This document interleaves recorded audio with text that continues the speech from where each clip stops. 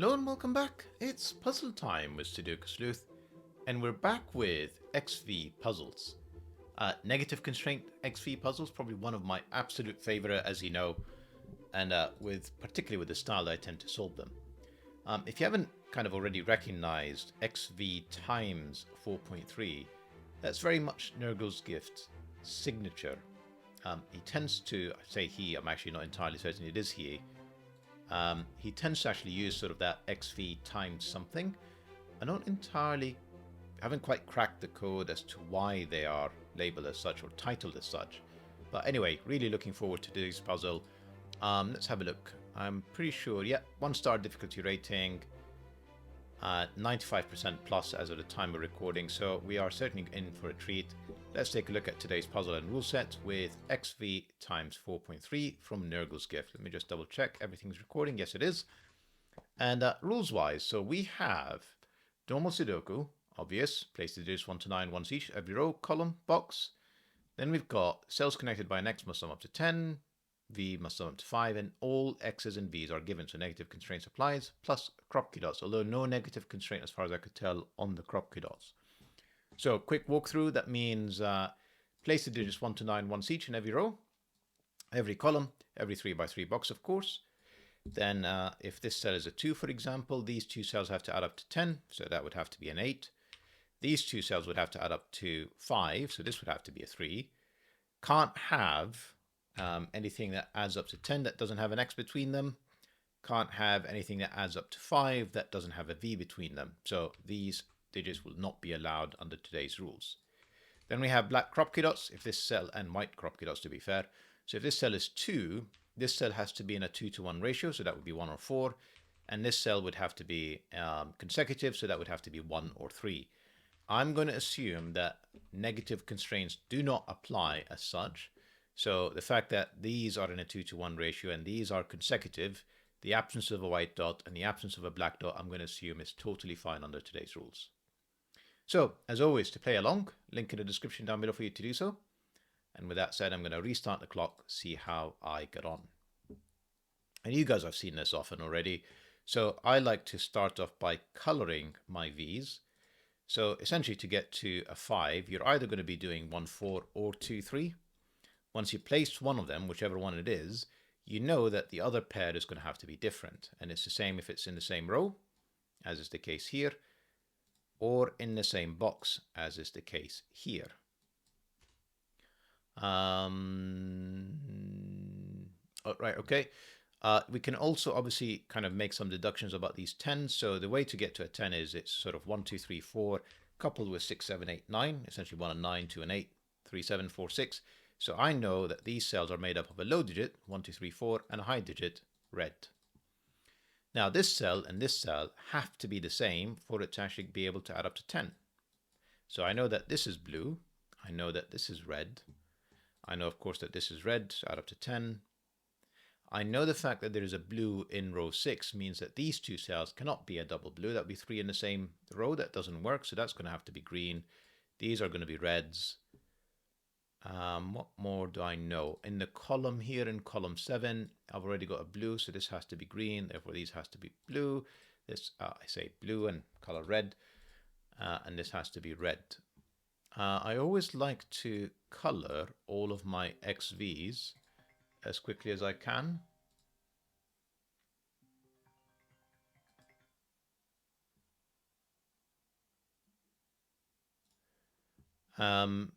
Across the box, sorry, across the grid, just to, there's no more V's for me to color. Obviously, I don't know what sort of low digits is being grouped in here, but we'll probably figure this out. Right, on to letters. So, I don't know which one is a 1, I don't know which one is a 4, I don't know which one is a 2 or a 3. The way to do this is just use some random letters to start. And to try and make sure that you are consistent with what it requires to add up to 10. So I basically think of it as if A was 1, then I would be 9. And then as long as I'm consistent in that, it's all fine. F, T, H, down here, because of course I've got B and C, so these two cells have to be blue, red, and it's not going to be an F because I've already used this. So it's AI. This is AD, except I've already placed the A, so that's D, that's A, that's I. These two cells are, of course, G and H, therefore these are B and C. And this cell, we can actually place the digits, but for now I'm just going to say it's E, which is absolutely a 5. You can never place a 5, 5 and 0, that's not allowed, or a double 5, whatever that. We don't actually have an example of that with an X, but essentially can't have a 5 on a V, can't have a 5 on an X, because you're going to run into trouble very quickly. Right. This cell, where am I going with this? So this is G or H, these are B's or C's. I'm kind of surprised I can't quite place it just yet. This cell, oh yeah, this cell is obviously D and F, because we already placed the I, the G, the H, so this is DF.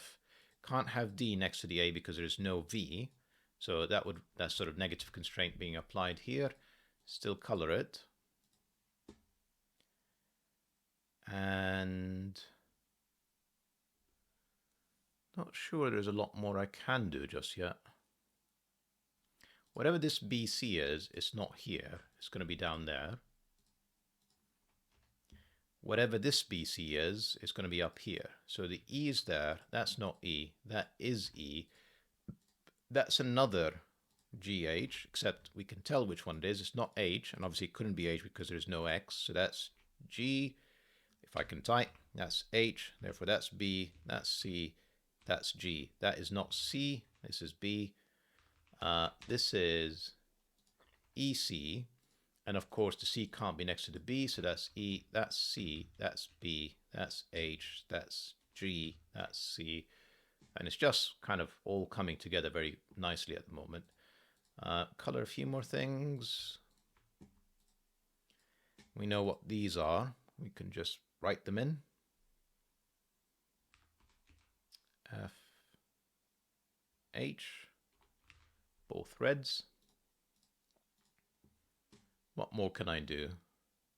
So clearly this is a blue-red grouping. This is AD. That D tells me that's A, that's D, that's F. Now D's are not in these two cells. So that is an AI. That's A, that's I. And what else can I say? D is in one of these two cells. Just Sudoku now.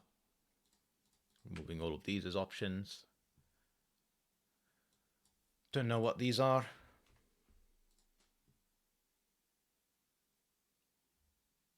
I is not here, nor there, so I is just placed.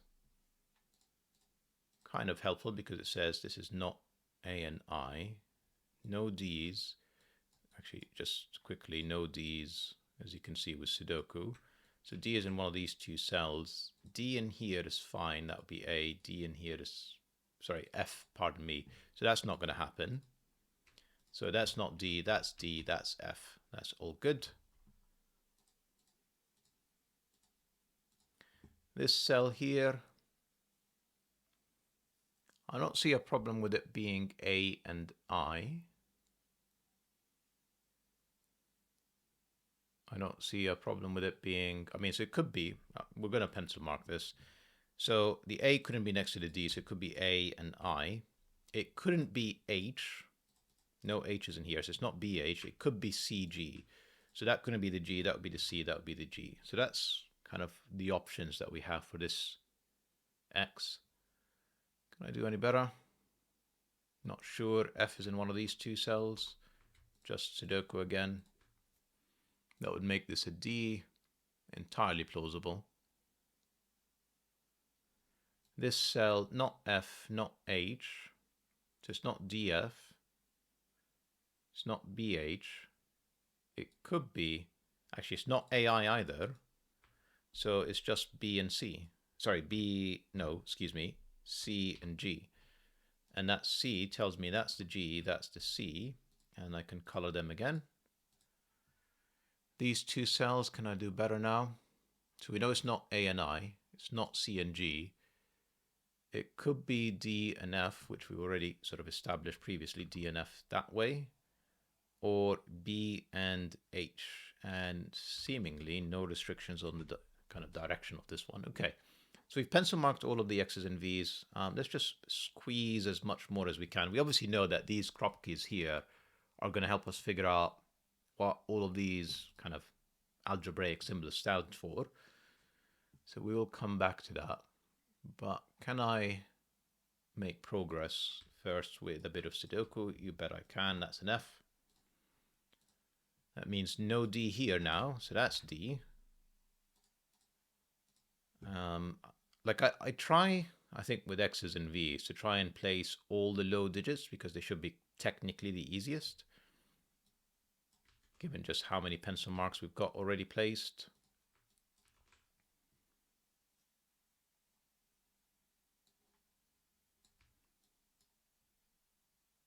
Kind of a little trick with, actually, we can place the A. So, right, where is A in box 4?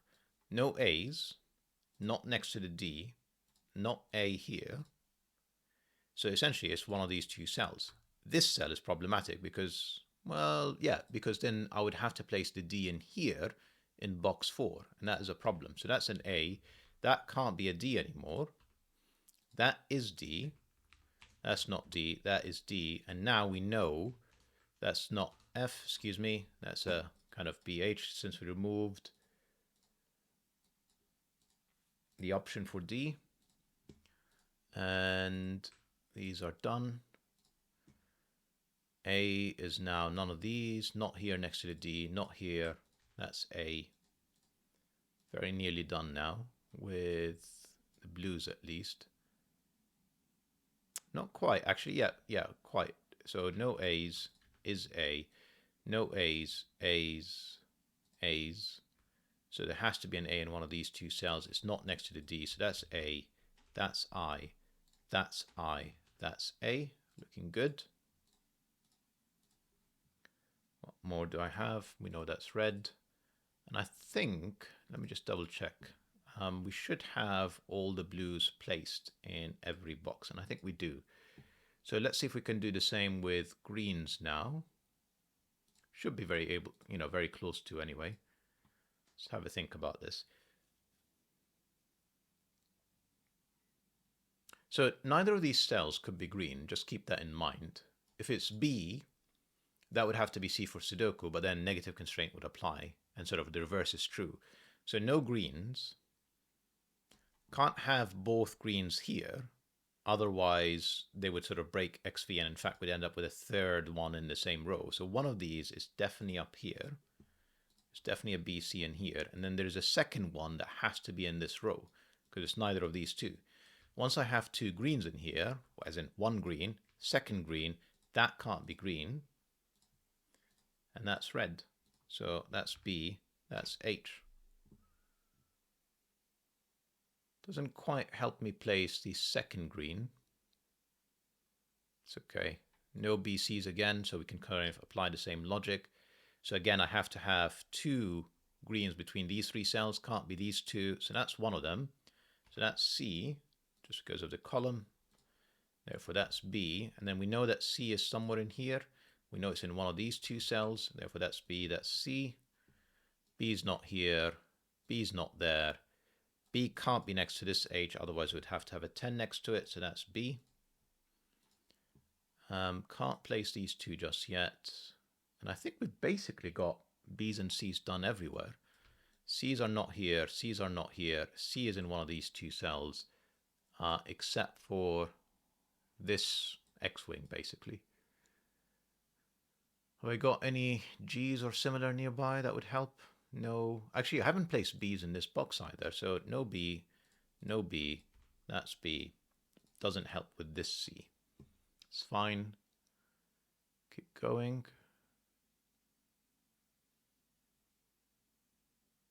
What more do I have? H is not here, H is not here, H.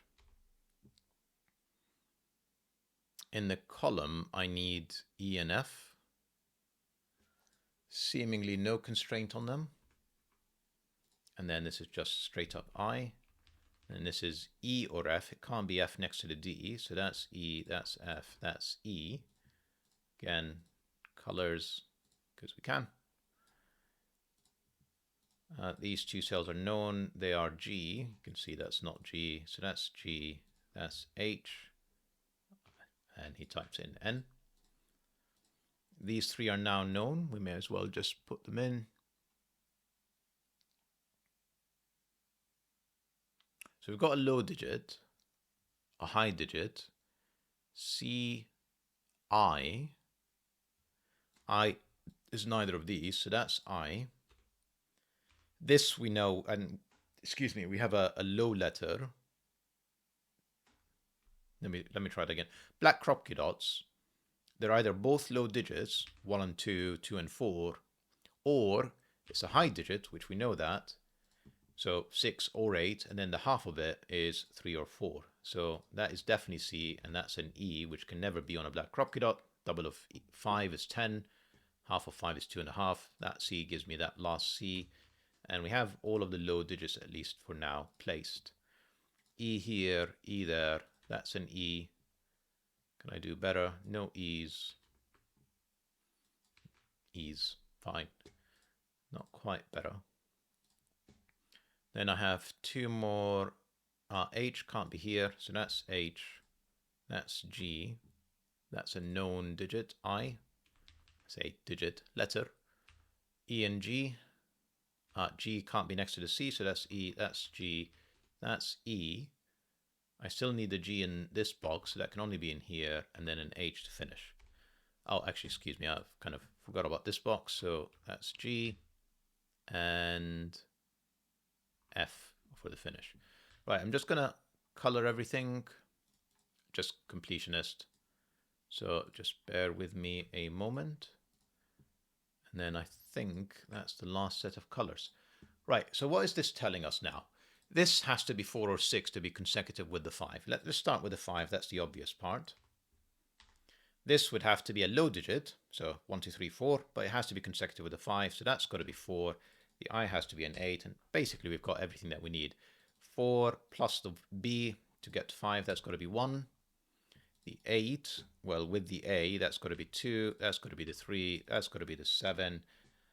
Come on, 4 with the G, that's got to be the 6. I've only left the 9, which is connected to the 1. Done. As always, a phenomenal puzzle, NurglesGift. I really, really enjoy these negative constraint XVs. I hope you guys have too as well. Guys, girls, kind of, it applies to both in my mind. So I hope you all enjoyed it. Fantastic puzzle, and I'll see you back soon. Bye-bye for now.